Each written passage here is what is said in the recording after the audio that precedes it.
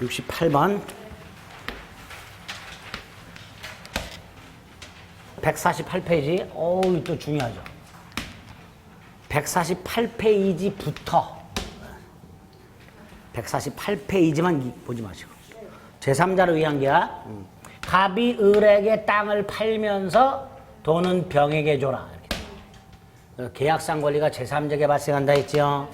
요약자, 낙약자, 낙약자가 채무자, 그 다음에 제3자 수익자가 이렇게 있다고 그랬습니다. 기억.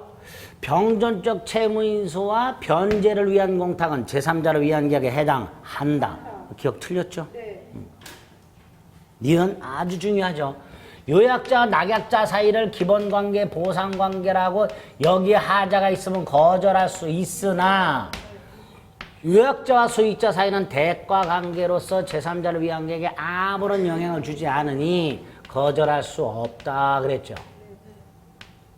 그러면 니은 낙약자는 제3자를 위한 계약의 근거라고 되어 있으니까 요거죠? 요거예요. 요거니까 뭐 할 수 있다? 거절할 수 있다, 대항할 수 있다. 니은 틀렸죠. 반면에 디귿 요약자와 수익자 사이에 이거 원인관계, 대가관계 이게 없더라도 제3자를 위한 계약에는 아무런 영향이 없다 이렇게 되죠. 리얼 이것도 중요하죠. 제3자가 수익예사를 표시했어. 근데 을이 이행을 안 해. 해제와 원상회복은 갑, 손해배상은 병. 그래서 병, 제3자는 원상회복 따위 청구할 수가 없고 제3자에게 원상회복을 주장할 수도 없고 이렇게 되죠. 그렇죠? 네. 수익자는 제3자를 위한 계약에서 당사자가 아니라 그랬습니다. 미음, 제3자를 위한 계약은 이 제3자가 권리가 생기는 게 원칙, 그런데 두 개 추가, 의무를 면제받는 것과 주택 분양보증 계약처럼 의무를 부담하는 것을 전제로 권리를 취득하는 것까지 이것도 제3자를 위한 계약에 준하여 유효하다 그랬습니다. 따라서 옳은 것은 디귿, 리을 두 개. 69번 법정해제라고 되어 있네요. 법정해제는 뭐예요? 채무 불이행을 이유로 하는 해제 99%. 이행지체, 이행불능, 불완전이행, 부수역채무불이행, 채권자 지체가 있는데 일단 부수역채무 불이행을 이유로는 계약을 해제할 수 없다 그랬죠. 나머지는 최고 후에 해제할 수 있는가, 최고 없이 해제할 수 있는가의 문제만 남는다 그랬습니다. 먼저 1번. 채무자가 미리 이행하지 아니할 의사를 명백히 표시할 이행 거절이라 그랬죠. 이행 거절이나 이행 불능은 채권자 입장에서는 이행기를 기다릴 필요 없고 자신의 반대임으로 이행 제공할 필요 없고 이행을 채공할 필요도 없이 해제할 수 있다. 맞죠? 자기 채무 이행 제공 없이 해제할 수 있다. 문제는 요 이행 거절 의사가 철회가 되면 이때는 최고 해야 한다. 단순한 이행 거절은 최고 필요 없지만 이때는 최고 해야 된다. 이렇게 되죠. 2번은 이행지체의 경우에는 상당한 기간을 정해서 이행을 최고한 후 해제할 수 있는 게 원칙이죠. 이행지체, 보통의 이행지체. 이때 첫째, 꼭 상당한 기간을 정하지 않아도 된다 그랬죠. 기간을 정하지 않고 최고하더라도 상당하지 않은 기간을 정하여 최고하더라도 최고의 효력이 있다. 일단 그랬어요. 두 번째로 이 최고, 과다 최고가 문제가 된다 그랬어요. 근데 과다 최고는 둘로 나누자. 과다한 정도가 근소한 경우와 현저한 경우로 나눠서 과다한 정도가 근소하다면 원래의 채무 범위 내에서 최고의 효력이 있다. 하지만 과다한 정도가 현저하다면 최고의 효력 자체가 없으니 그 최고에 기초한 해제도 효력이 없다. 이렇게 되죠. 최고에 기초한 해제도 효력이 없다. 이렇게 될 겁니다. 그렇죠? 그렇게 기억하시고. 그러면 뭐라고 돼 있어요? 2번. 현저히 과다라 그랬죠? 그러니까 최고는 효력이 없다. 2번이 틀렸죠. 그렇죠? 3번. 일방 당사자 계약 위반을 이유로 상대방이 계약을 해제했다. 예를 들어서 매수인의 채무 불이행을 이유로 매도인이 계약을 해제했다. 그런데 며칠 있다가 매도인이 대금을 청구한다. 월 대금 지급해야 돼요? 아니지. 이렇게 말하면 되죠. 네가 계약을 해지해서 계약은 소멸했으니 나는 돈을 지급할 의무가 없다. 계약을 위반한 자도 계약 해제 효과를 주장할 수 있다. 계약을 위반한 자도 계약 해제 효과를 주장할 수 있다. 이렇게 되겠죠. 그렇죠?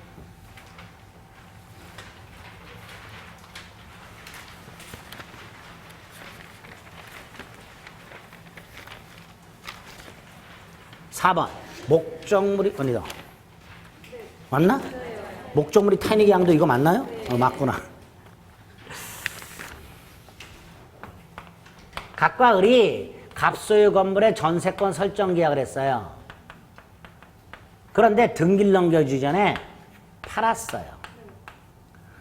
을이 전세권을 등기한 상태라면 병에게 전세권을 주장할 수 있지만 등기 넘겨주기 전에 팔아먹었죠. 따라서 목적물을 타인에게 양도해서 이 이전 등기 의무가 이행불능이 됐죠. 자, 그럼 이행불능의 포인트를 맞추면 아까 이행거절하고 똑같이 을은 이행기를 기다릴 필요 없고 자신의 반대임을 전세금 따위 이행 제공할 필요 없고 갑에게 등기해달라고 최고할 필요도 없이 해지할 수 있다. 4번 이행거절을 말하는 거죠. 이행 제공을 요하지 않는다. 5번 부속 채무불이행. 예컨대 두 개가 있었죠. 뭐 임야 두 개를 이전하기로 했다. 그 두 개 이전 의무. 다운 계약서를 쓰주겠다. 그 의무. 이런 건 부속 의무에 불과하고 따라서 부속 의무 불이행을 이유로는 계약을 해제할 수가 없다. 그랬습니다. 따라서 옳은 질문 70번 계약금 161페이지. 자, 계약금 일단 금전기타 물건이다. 대금 일부 성질이 없다. 계약이 이행되면 반환의 원칙이다. 계약금이죠. 두 번째 계약금을 주고받았다. 계약금 계약이 체결됐다. 계약은 요물계약. 그러면 당사자에게 해제권이 하나씩 생긴다. 이걸 해약금이라 한다. 계약금은 해약금으로 추정한다 그랬죠? 일단 그렇게 해약금인 경우에 당사자 일방 이행에 착수할 때까지 교부자는 계약금을 포기하고 수령자는 100을 상환하고 해제할 수 있다. 이게 해약금이죠.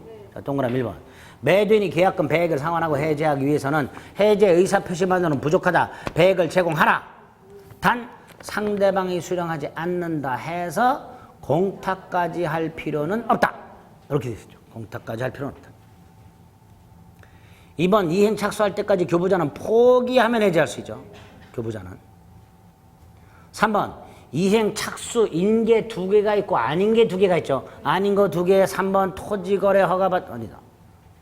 5번 잔대금 지급을 구하는 소송을 제기한 거. 이거 이행 착수 아니라 그랬죠. 일단 답은 5번이죠. 또 하나가 토지거래 허가를 받은 거. 3번의 두 번째 줄 토지거래 허가를 받은 경우 두 개. 3번의 두 번째 줄 토지거래 허가를 받은 경우와 5번의 두 번째 줄 잔대금 지급을 구하는 소송을 제기한 경우 둘 다 이행 착수 아니다. 아니다. 잊지 말자. 이행 착수인 건 중도금 지급이 있죠. 현금으로 주든 자기압수표로 주든 중도금의 전부 또는 일부 지급이 있고 그 다음에 이전 등기 서류나 잔금을 준비 플러스 등기소 동행을 촉구.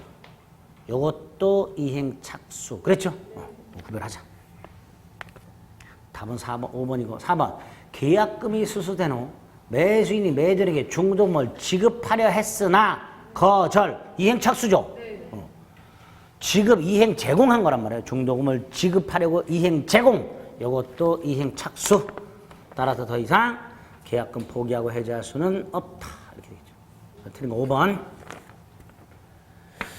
71번 매매에 관한 거라고 되니까 매매 전체를 봐야 됩니다. 160부터 168페이지까지. 먼저 1번 매매 예약. 첫째 일방예약으로 추정한다. 둘째 예약 완결권이 생기고 형성권이다.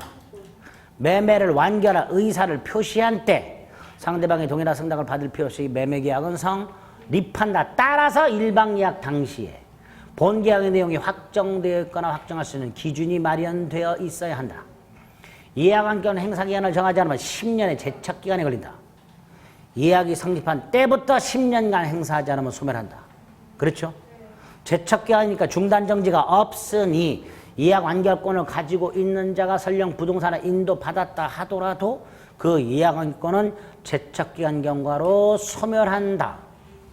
10년이다. 너무 길다. 상대방은 최고할 수 있고 기간 내 확답을 받지 못하면 예약은 효력을 잃는다. 거기 1번. 그렇죠? 그런 것들 기억나시면 되죠. 1번.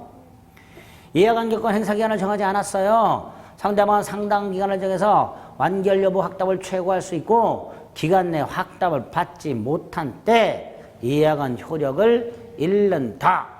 이렇게 되죠. 옳은 지문이죠. 2번은 매도인이 전혀 이행에 착수하진 않았으나 매수인이 중도금을 지급했으니 이행 착수죠. 따라서 더 이상 계약금 해제할 수는 없다라고 해야지요. 그러니까 틀렸지요. 3번. 자, 일단 우리 민법은 계약금을 해약금으로 추정을 하고요. 그 다음에 특약을 하면 위약금의 성질이 있잖아요. 특약을 했을 때. 따라서 계약금을 위약금으로 특약하지 않는 한 위약금 성질이 없으므로 당연히 손해배상액의 성질을 갖는 것은 아니다. 4번. 매매 목적물로부터 발생하는 과실을 누가 소취하는가? 목적물 인도 전 매도인이, 인도 후 매수인이, 다만 인도 전이라도 대금을 전부 지급했을 때는 매수인이 수취. 매수인이 수취. 그러니까 목적물이 인도되지 않았고 대금을 완제하지 않았으니 세 번째 줄 과실은 매도인에게 귀속되는 거고 따라서 매수인은 요 과실에 대해서 손해배상 따위 청구할 수는 없다. 이렇게 되죠. 그렇죠? 인도 임무 지체로 인한 손해배상 따위 청구할 수 없다. 5번은 대금 지급 거절권 매매 목적물의 권리를 주장하는 자가 있는 경우 매수인은 대금의 전부 또는 일부 지급을 거절할 수 있고 이때 매도인은 공탁을 청구하거나 또는 상당한 담보를 제공하고 대금 지급을 청구할 수 있다. 그랬죠?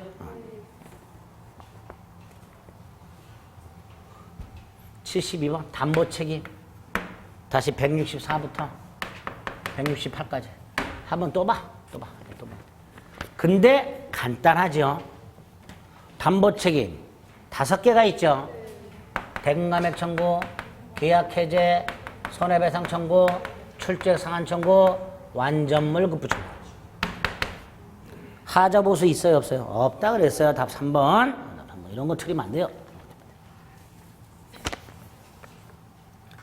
이제 나중에 담보 책임 구체적으로 문제 나면 그때 따고 한번 정리하겠습니다. 73번 임대차 171페이지부터 179페이지까지 다 보자. 먼저 1번 임대차 효력 중에 임대인 의무. 일단 임대인은 임차인으로 하여금 목적물을 사용 수익하게 할 의무가 있다. 그 의무로부터 첫째 인도 의무가 있고 제3자의 침해를 방해 제거해 줄 의무가 있고 그 다음에 1번 현상유지 수선 의무가 있다. 물론 이거는 통상 용도에 적합한 구조를 유지할 의무를 말하는 거지 임차인 특수한 목적을 위한 그 용도에 필요한 구조 이걸 유지해 줄 의무를 말하는 게 아니라 그랬습니다. 2번 임차인은 목적물을 선량한 과이자의 주임으로 보관해야 되고 나중에 목적물을 원상에 회복해서 반환해야 되죠. 그런데 목적물이 멸실됐어요. 그럼 반환 의무가 불가능해졌죠. 당연히 임대는 책임지라 할 거예요. 이때 을은 소송에서 이렇게 주장한다 그랬죠. 제 잘못 아닙니다. 저는 잘 조심조심 다뤘습니다. 주장한다 그랬죠. 주장했으니 뭐 해야 돼? 증명. 그 2번이죠. 건물이 멸실되었을 때 임차인이 책임을 면하려면 자신이 보존에 관한 선량한 관리자의 주의무를 다했음을 입증하라. 보존 의무가 아니고 보존 의무는 임대인이 부담하는 거니까 보존 의무를 다했다 이게 아니라 보존에 관한 선량한 관리자의 주의무 요거를 다했다. 요걸 증명하라. 3번은 임대차 목적물이 임차인의 귀책 사유 없이 일부가 멸실이 되면 그 멸실된 불의 비율만큼 차임이 감액된다, 감액 청구할 수 있다. 감액된다, 감액 청구할 수 있다. 감액 청구. 그러니까 그 부분의 비율만큼 차임 지급을 면한다, 땡. 당연히 명하는 게 아니에요. 차임 감액 청구할 수 있다라고 해야죠. 그렇죠? 3번 틀렸죠. 틀렸다고? 이걸로 가야 돼요, 먼저. 당연히 그 부분의 비율만큼 차임 지급을 면하는 게 아닙니다. 감액 청구해야 감액이 됩니다. 그 다음에 잔존 부분만으로 목적을 달성할 수 없을 때는 해지할 수 있다 그랬죠. 3번 틀렸죠. 4번 민법상 임대차의 법정갱신. 기간이 만료됐음에도 불구하고 임차인이 목적물을 계속해서 사용수익하고 임대인이 상당 기간 내 이해하지 않았을 때 법정갱신 되지요. 효과는 전임대차와 동일하지요. 다만 635조에서 언제든지 해지 통고할 수 있지요. 그리고 보증금을 제외한 제3자가 제공한다는 번호 소멸. 그게 3번이죠. 4번이죠. 그렇죠? 따라서 법정갱신에서 소멸하는 담보란 질권, 저당권, 보증계약 따위를 말하는 거지 보증금은 포함되는 개념이 아니다. 보증금을 제외한 나머지 소멸 이렇게 되죠. 자, 5번. 임차인이 목적물에 지출한 필비 유익비 상한을 청구할 수 있죠. 그렇지만 이 비용 상한 조건은 임의 규정이어서 포기 특약 유효하죠. 요 포기 특약에 해당되는 게 두 개가 있었죠. 원상복구 약정하고요.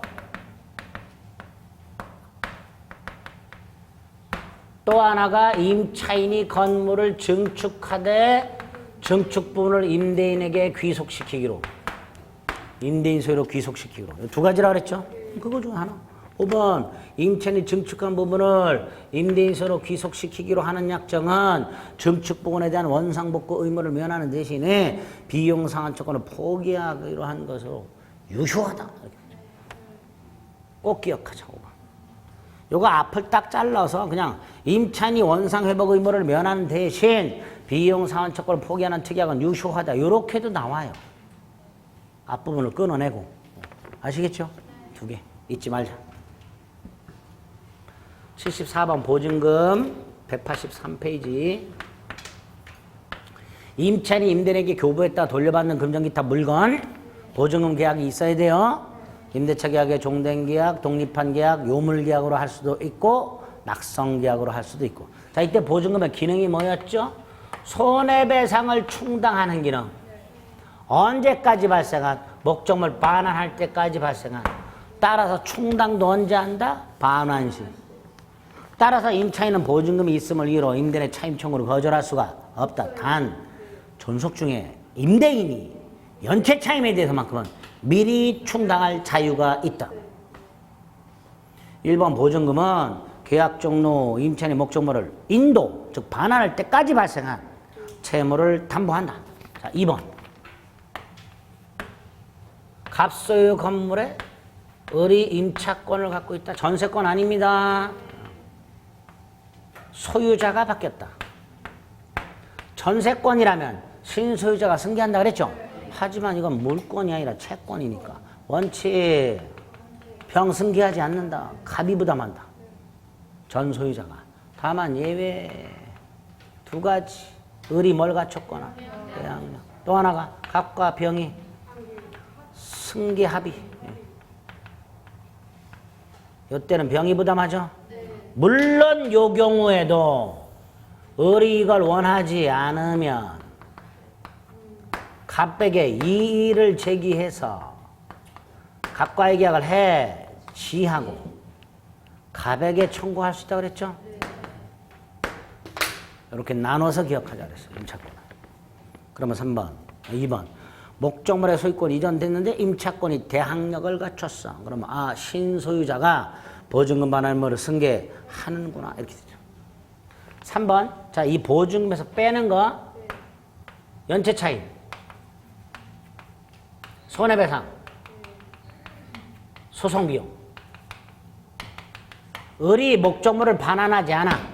그래서 갑이 을을 상대로 반환 소송을 제기했어. 이것도 보증금에서 당연히 공제된다. 목적물 반환할 때 보증금에서 손해배상이 당연히 공제된다 그랬죠. 그 공제되는 비용 중에 요것도 들어갑니다. 그래서 임대인 임차인을 상대로 차임 연체 및 계약 해지를 원인으로 목적물 인도 및 연체 차임 지급을 구하는 소송 비용도 보증금에서 당연히 공제. 4번 틀렸죠? 임대차 계약이 종료됐지만 반환하기 전이야. 임차인은 보증금이 있음을 이유로 차임 지급을 거절할 수가 없다. 없다. 여기 틀렸죠.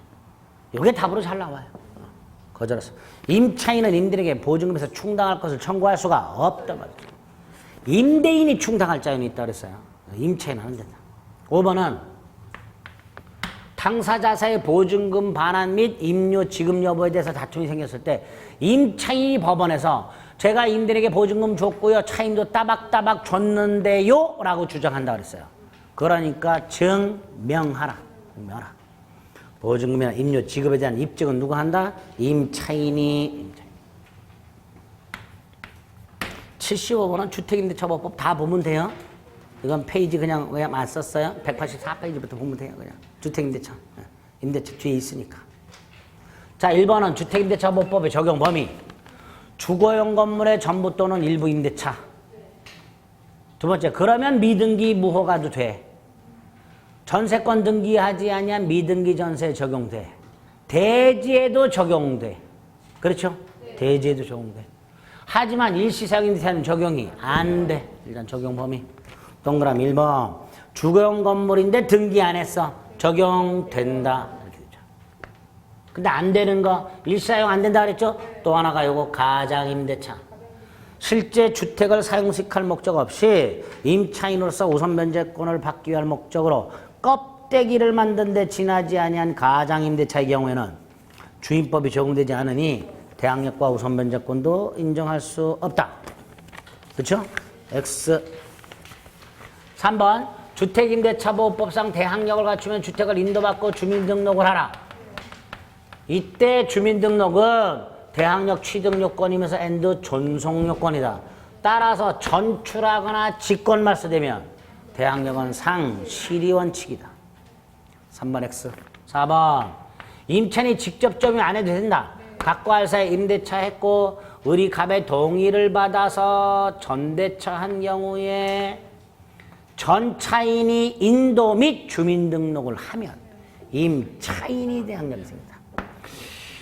올해 다른 자격증에서 이런 지문이 나온 적이 있어요. 전차인이 인도 받고 임차인이 주민등록하면 대항력이 생긴다.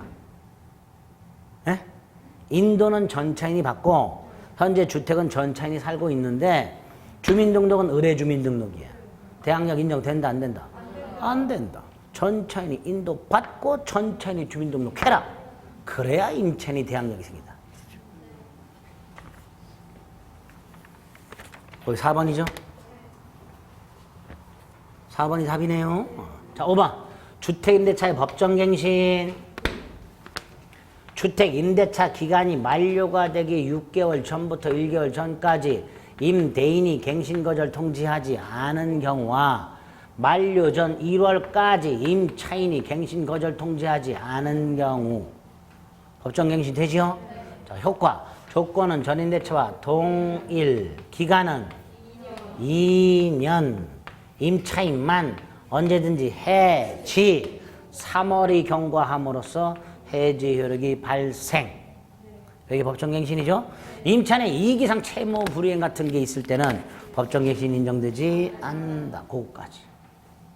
5번 틀렸죠. 법정갱신되면 기간은 2년으로 본다. 1년으로 X, 추정도 X. 2년으로 본다. 76번에 1번. 앞에서 본 거하고 비슷하죠? 주된 목적이 기존 채권을 회수하려 하는 것인 경우. 아까 앞에 2번에서 75번에 2번에서 외관만 만들었다 그랬죠. 똑같아요. 이것도 가장임대차예요. 따라서 우선변제 보호받을 수 없다. 이렇게 되죠. 그 다음에 2번. 임차인이요. 임대차 기간 중에 돈이 필요해서 채권만 팔았어요. 임차권은 그대로 갖고 있고 채권만 팔았을 때 당연히 채권 양수인은 우선 변제권이 있다 없다? 없지요. 우선 변제권은 임차권에 부여된 힘이에요. 따라서 보증금 반환 채권만 양수한 사람은 우선 변제권이 없어. 문제는 이걸 금융기관이 양수했어. 이때는 우선 변제권이 있다 없다? 있다. 금융기관이 양수한 경우에는 우선 변제권이 있다. 그 다음에 이 금융기관은 임차인을 대리해서 계약을 해지할 수는 없어. 하지만 임차인이 임대차 존속 중에 존속학 종료 후에 임차권 등기 명령을 신청하지 않고 그냥 이사를 나가려고 해. 금융기관이 그 임차권 등기 명령은 신청할 수 있습니다. 처음 듣죠? 아닌데 한 번 했는데. 자, 임차인이 살고 있는데 돈이 필요하면 보증금 반환 채권만 팔 수는 있어요. 근데 과거에 채권 산 사람은 우선 변제권을 승계받지 못하기 때문에 후려쳤어요, 가격을. 1억 보증금을 뭐 5천 뭐 이렇게 헐값에 할인해서. 보통 그렇게 사요, 채권을 살 때는. 할인해서. 부도 위험이 있으니까. 그래서 안 되겠다, 제값 받고 팔아먹을 수 있도록 금융기관이 양수할 수 있도록 법을 만들었어요. 그리고 금융기관은 제값 주고 사야 되죠. 그러니까 우선 변제권 인정할 수밖에 없죠. 문제는 주택이 경매가 돼요. 이때 얘는 계속 살아야 돼. 여기 나갈 생각이 없어. 그럼 배당 요구 안 하겠죠. 경락인에게 주장하면 되죠. 근데 금융기관이 배당을 요구해버려. 그 배당 요구가 해지예요. 그럼 얘는 집을 비워야 되는 문제가 생겨요. 그러니까 금융기관은 배당 요구 못한다. 해지하려면 누가 해라? 임차인이 해지 못한다. 근데 반면에 임대차가 끝났어요. 그냥 이사 가려고 그래. 그럼 대항력과 우선변제권 상실해버리잖아. 그러니까 금융기관이 대신 신청할 수 있다. 이렇게 되죠. 결론 기억하세요. 일반인이 임대차 보증금 반환 채권을 양수했다. 우선변제권 인정되지 않는다. 그러나 금융기관이 양수했을 때는 우선변제권 인정된다. 그 금융기관은 임차인을 대리해서 임대차를 해지할 수는 없다. 그 말은 임대차 존속 중에 목적물이 경매되었을 때 임차인이 배당 요구하지 않는 한 금융기관이 배당을 요구할 수는 없다. 이런. 그리고 대신 뭐는 할 수 있다. 임차권 등기 명령을 신청할 수 있습니다. 별로 중요하지 않아서 설명을 잘 안 드렸던 부분인데 다른 자격증에 나왔어요. 그래서 어쩔 수 없이 넣고 설명도 드리고 있습니다. 지금. 그지같이 이런 걸 왜 했는 거야? 할 게 없어. 어쨌든 2번과에서 기억해달라. 그 다음에 3번 주택 소유자는 하지만 적법한 임대 권한을 가진 자. 누가 있죠? 누가 있다 그랬죠? 주택의 명의 신탁자. 우리 대법원이 평상시에는 명의 신탁자로 사람 취급 안 하지만 주택임대차에서는 사람 취급한다 그랬어요. 따라서 신탁자와 임대차한 주택 임차인은 수탁자에게도 임차권 주장할 수 있다. 그때 그 신탁자를 소유자는 아니지만 적법한 임대 권한을 가진 자라고 합니다. 이게 3번. 예? 4번. 타인의 점유를 매개로 하는 간접점이 인정된다. 아까 봤고요. 75번하고 지문이 몇 개 중복되네. 아, 이거 참 뺐어야 돼. 다음번엔 조금 더 정밀하게 지문을 중복되지 않게. 자, 5번. 주택임대차나 상가건물 임대차에 보면 보증금이 일정 이하인 소액임차에는 주택 경매 신청 등기 전까지 대항 요건만 갖추면 그 보증금 중 일정액을 최우선 변제받죠. 자, 기준 금액이 어땠죠? 11165 3734 2017 서, 수, 광, 그 수족관하고 동급. 뭐가 있었어요? 세종특별자치시. 이렇게. 이거 외우자 그랬죠. 1억 1000, 1억 6천, 5천, 3,700, 3,400, 2천, 1,700. 예? 11165, 3734, 2017. 뭐 외우면 되잖아. 어쨌든 그 소액임차는 최우선 변제 받는데 서울에서 보증금이 1억 2천이야. 최우선 변제 못 받죠? 근데 2년 뒤에 재계약을 하면서 보증금은 1억으로 하고 2천은 월세로 바꿨어. 그러면 1억 1천 이하가 됐죠? 그럼 최우선 변제 받아요. 이렇게 되고. 주택임대차는 환산보증금이 없어요. 그냥 보증금만 판단해요. 상가 건물은 환산보증금으로 판단해요. 그러니까 주택임대차는 보증금 1억에 월세 2천 그러면 보증금은 그냥 1억인 거예요. 환산보증금 2천 플러스 안 시켜요. 주임법은. 상임법은 플러스 하지만. 그러나 주임법에는 환산보증금이 없습니다. 그래서 우선 변제 받을 수 있다. 이렇게 되죠. 그게 5번이죠. 틀린 거 2번. 17번 상가 건물 임대차. 역시 상가 건물 임대차 보면 되시고 주임법 바로. 주임법 상임법은 매번 복습하세요. 전체를. 매번. 페이지 수 알아서 찾으세요. 상가 건물 임대차에 관한 설명으로 틀린 것은 1번. 우선 변제를 받으려면 대항 요건 플러스 확정일자. 이렇게 되죠?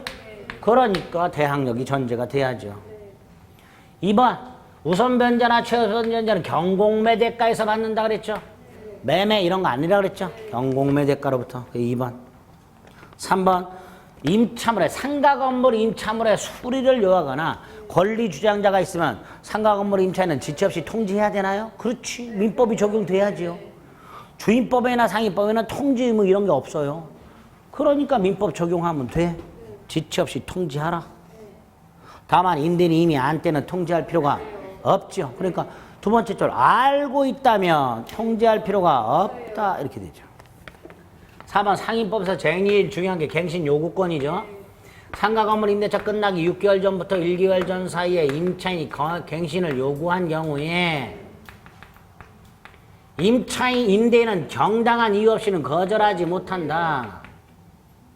자, 거절 사유 4개 일단 3개월째 상당한 보상 제공, 고의 또는 중대한 과실 파손, 전부 또는 대부분 철거. 기본이죠. 부정한 방법으로 임대차 무단 전대, 예? 목적 건물의 전부 또는 일부 멸실로 인하여 계약 목적 달성할 수 없어. 그리고 더 이상 계약을 유지할 수 없는 현저한 사유가 존재. 뭐 이런 것들이 추가 있죠. 적어도 앞에 거 4개는 기억하자. 두 번째, 갱신 요구에 의하여 갱신된다. 최초 임대차 기간을 포함해서 10년을 초과해서는 안 된다. 최초 임대차 기간을 포함. 조건은 전임대차와 동일 조건으로 갱신하되 기간도 동일하되 차임 및 보증금 반은 100분의 5 범위 내에서 증감. 초과 임대차도 갱신 요구할 수 있다. 그러니까 4번 정당한 사유 없이 거절하지 못한다. 5번 법정갱신 계약갱신 요구 기간 내에 만료 전 6월부터 1월까지 사이에 임대인이 거절 통지하지 않은 경우 갱신한 것으로 본다. 전임대차와 동일 조건이 돼 기간은 1년이다. 임차인만은 언제든지 해지 통고할 수 있고 3월이 지나면 해지가 된다. 5번이죠. 그리고 3번 집합건물법은 복습하지 마세요. 그냥 앞으로 4주 동안 보는 거 하고 나중에 백선 거기에 나오는 지문만 외우고 들어갑니다. 자, 먼저 1번. 중요하죠. 공용보호에 관한 물권의 득실 변경은 등기를 요하지 않는다. 1번 X. 2번. 듣고 넘어가세요. 관리단 집회 중에 임시관리단 집회가 있어요. 그 임시관리단 집회 중에서 구분 소유자 5분의 1 이상이 관리인에게 소집을 청구할 수 있어요. 예? 이때 관리인은 통지를 받은 날로부터 2주 내 날짜를 집회일로 잡아 소집을 해야 돼요. 안 하면 이 소집 청구한 자가 법원에 허가를 얻어서 소집할 수 있습니다. 그게 2번. 그러니까 임시관리단 소집 청구했지만 관리인이 소집 절차를 밟지 않으면 그 청구한 구분 소유자가 법원의 허가를 얻어 소집할 수 있도록 되어 있습니다. 요거 예전에는 잘 나왔었어요. 왜냐하면 원래 법원의 허가라는 게 없었어요. 그러다가 법원의 허가를 받으라고 개정을 하고 나서 몇 번 출제가 됐었어요. 근데 최근에 안 나와요. 한번 보고 넘어가세요. 3번. 공용부분 대지, 공유죠. 분할금지. 4번.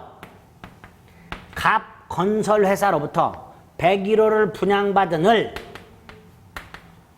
구분소유권 이전 등기 했다. 대지권은 등기 못했다 하더라도 대지 사용권을 취득한다. 따라서 101호가 경매되면 경락인은 대지 사용권도 취득한다. 그게 4번. 그렇죠? 경락인은 대지 사용권을 취득합니다. 자, 5번. 담보책임. 아파트를 분양받았는데 하자가 있더라. 이때 첫째, 25도 기울어졌다. 계약 목적 달성할 수 없죠? 해제할 수 있다.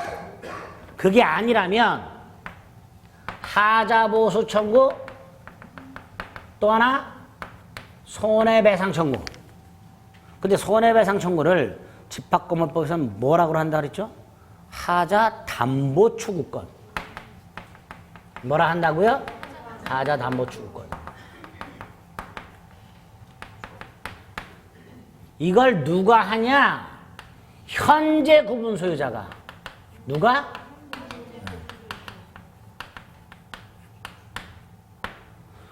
최초 수분양자가 아니고요. 현재 구분 소유자가.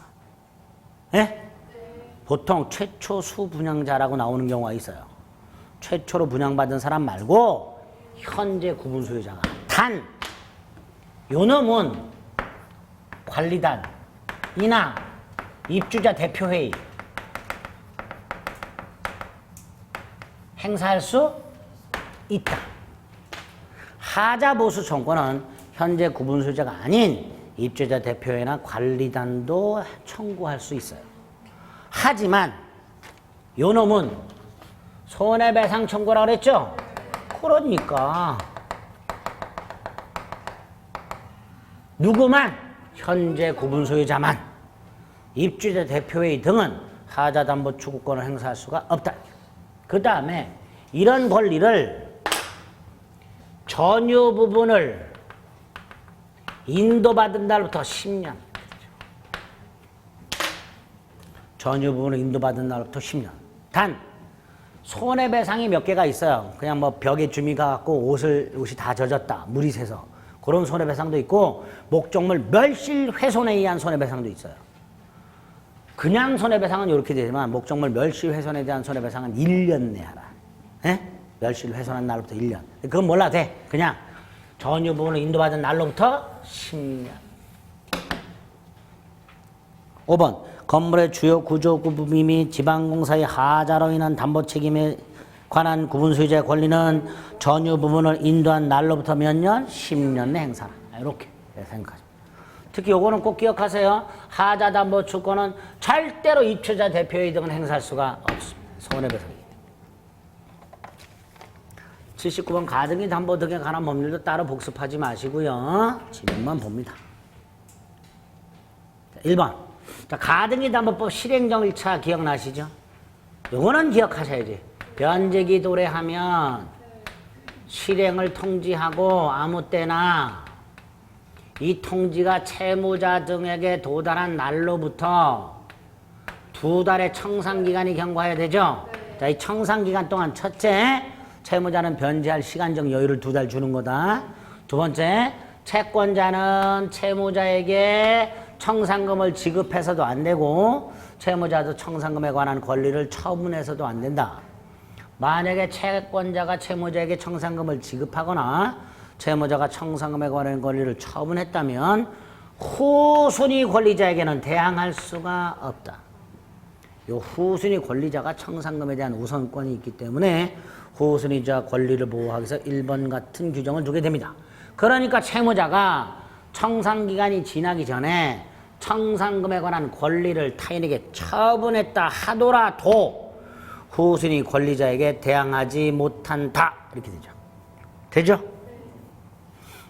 그럼 2번. 가등기 담보권을 설정했어요. 자, 이건 듣고 그냥 넘어가세요. 1억을 빌려줘요. 그런데 이 계약을 하면서 야, 혹시라도 내가 추가적으로 돈을 빌려주면 그것도 요 담보권에 포함하자 라고 약정할 수 있다 없다? 있어요. 있지 얼마든지. 1억 빌려주면서 각과리 최대 나는 2억을 빌려줄 수 있는데 일단 1억을 빌려주면서 가등기를 해놓고 혹시라도 추가적으로 5천을 더 빌려준다. 그러면 그것도 요걸로 담보하기로 얼마든지 약정할 수는 있는데 2번 가등기 담보권 설정 후 이해관계 있는 제3자가 생긴 상태에서 그 다음에 새로운 약정으로 기존 담보권의 피담보 채권을 추가 확장하는 경우 확장된 부분은 이미 있는 이해관계 있는 제3자에 대한 관계에서는 우선 면제권에 포함되지 않아요. 그러니까 이해관계 있는 제3자가 없는 상태에서 추가 확장한 경우 이때는 포함되고 이미 후순위 권리자 등 이해관계 있는 제3자가 있는 상태에서 추가 확장한 경우에는 포함되지 않는다. 이렇게 봐. 그렇게 듣고 넘어가시면 됩니다. 자, 그 다음에 3번. 요것도 중요하죠. 채무자는 청산기간까지 변제하면 된다 그랬죠. 근데 변제를 못하고 청산기간이 지나면 채권자는 채무자에게 청산금을 지급하고 본등기함으로써 소유권 취득하죠. 이때 채무자는 청산기간이 지났다 하더라도 권리가 두 개가 인정이 돼요. 하나가 동시이행의 한명권. 정당하게 평가된 청산금을 받을 때까지는 본등기 거절할 수 있는 동시이행의 한명권과 또 하나 청산기간이 지났다 하더라도 정당하게 평가된 청산금을 받을 때까지 돈을 갚고 가등기를 말소 청구할 수 있는 두 가지 권리가 인정이 됩니다. 단 요거는 안 되는 경우가 또다시 두 개 가지가 있죠. 변제기를 경과 후 10년 경과 그리고 저 목적물에 선의의 제3자가 소유권을 취득. 요 두 가지 경우에는 더 이상 돈을 갚고 가등기 말소 따위를 청구할 수가 없습니다. 없습니다. 요거 기억하세요. 예외까지 기억하세요. 3번 보면 채무자는 청산기간이 지났다 하더라도 청산금을 받을 때까지는 돈을 갚고 가등기나 담보목적 소유권 등기 말소를 청구할 수 있다. 있다. 있는데 단 요 두 가지 경우에는 없다. 네? 그렇게 구별하시면 됩니다. 4번 담보 가등기를 마친 상태에서 목적물의 경매가 신청되면 더 이상 가등기 담보권자는 귀속 청산 절차를 진행할 수가 없고 경매 대가로부터 가등기 순위에 따라 배당을 받고 소멸. 그쵸? 그게 4번. 따라서 5번. 연락 귀속 청산 절차를 밟고 있는데 보기 보세요. 연락 받고 있는데 우리 대법원에 의하면 청산금을 채무자한테 지급하기 전까지만 경매가 신청이 되면 더 이상 청산 절차를 진행할 수가 없다. 본등기 청구할 수 없다. 해도 무효다. 말소돼야 한다. 이렇게 얘기합니다. 그게 5번. 5번에 뭐라고 돼 있어요? 담보 가등기를 마친 부동산의 경매 개시 결정이 있는데 그 경매 신청이 청산금 지급 전까지만 신청이 되었다면 더 이상 본등기 청구할 수 없다. 그러니까 경매는 신청이 됐는데 본등기하고 나서 경매 개시가 됐어요. 그런데 신청 자체가 청산금 지급 전에 했기 때문에 설령 본등기해도 무효가 된다 이렇게 되는 거예요. 예? 청산금 지급 전에 여기 보세요. 청산금을 지급하기 전에 경매가 신청이 됐는데 그 경매 신청 사실을 모르고 채권자가 청산금을 주고 본등기를 했어요. 그러니까 경매와 본등기가 충돌해. 근데 우리 대법원 청산금 지급하고 본등기하고 그 다음에 경매 개시가 됐다 하더라도 신청 자체가 청산금 지급 전에 경매가 신청이 됐다면 본등기 청구할 수 없고 했다 하더라도 무효니까 말소되어야 한다.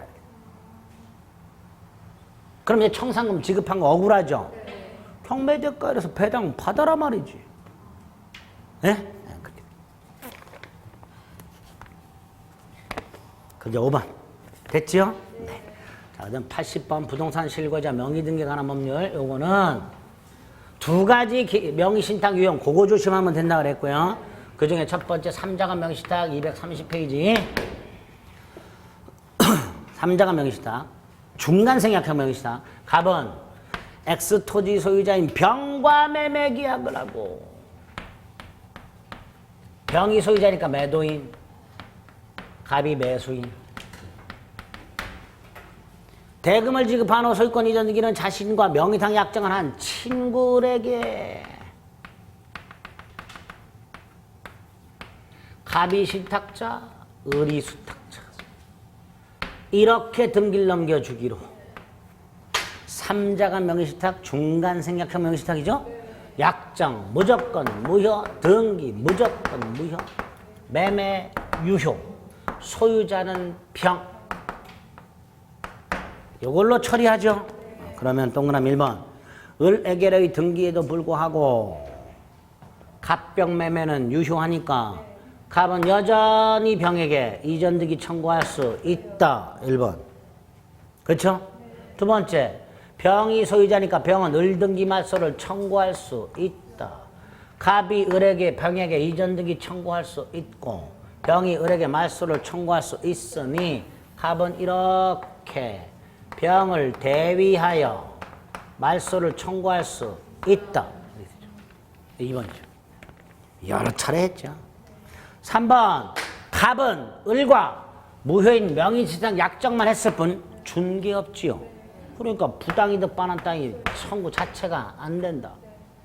준 게 없는데 뭘 반환 청구해? 그러니까 갑이 을에게 직접 이전 등기 따위를 청구할 수는 없다. 이렇게 되죠. 4번. 을은 병이 갑에게 대금을 반환할 때까지 병의 말소 청구에 응하지 않았을 때. 보세요. 병이 을에게 말소를 청구했을 때 을이 야 내가 말소하는 것과 대금 반환하는 건 동생관계니까 나 말소 못해라고 할 수 없지요. 왜? 대금 반환이 뭐 자체가 없어요. 유효예요 이거. 오히려 병은 야 인마 네가 등기를 빨리 나한테 되돌려줘야 내가 갑에게 등기 넘겨주지. 빨리 내놔 이 자식아. 그럼 되는 거예요. 그래서 병은 갑에게 대금 반환 의무 자체가 없습니다. 지금 계약이 유효하기 때문에. 4번 틀렸죠. 그 다음에 5번. 좀 전에 3번에서 갑이 을에게 직접 등기 따위 청구할 수는 없다 그랬죠. 근데 을이 스스로 등기 넘겨주는 거. 요건 된다 그랬죠. 그래서 갑은 소유권을 취득하게 됩니다. 이렇게. 2개 추가. 을로부터 산정은 선악불문하고 소유권 취득한다. 또 하나 약정이 무효니까 해지를 원인으로. 갑은 을과의 무효 명상약정 해지를 원인으로 이전 등기나 말소 등기를 청구할 수는 없다. 무효인 약정 해지를 원인으로 뭐뭐 할 수는 없다. 여기까지. 이 3자가 명의시탁인 걸 파악하면 문제는 쉬웠을 거예요. 그렇죠? 다음번에 계약 명의시탁 확인하시면 되겠습니다. 이렇게 실전 모의고사 사정 첫날 첫 과목으로 민법을 풀어봤어요. 이렇게 하시면 돼요. 예습을 해오신 민법 총 해오신 분들 예습한 건 좀 낫죠? 나은 거예요. 나. 복습 꼭 하세요. 제가 페이지 체크해 드렸으니까 문제 가지고 복습 읽어보고 그 다음에 거기 있는 지문들 한번 확인하고 다음 주에 계약법도 예습하시고 아시겠죠? 네, 이렇게 매일매일 좀 철저하게 빡세게 좀 해주시길 부탁드리겠습니다. 아시겠죠? 그리고 첫날 출석하신 분들 제가 얼굴 다 외웠어요. 마지막 날까지 나오시는지 확인하겠습니다. 나와야 돼. 여기에 맞춰갖고 억지로라도 해야 돼요. 안 그럴 건 뭐하러 학원을 등록해요. 도서관에 혼자 파묻혀서 공부하지. 그렇죠? 꼭 참석해서 문제 풀고 해설 듣는 건 하셔야 됩니다. 아시겠죠? 여기까지 하겠습니다. 수고하셨습니다.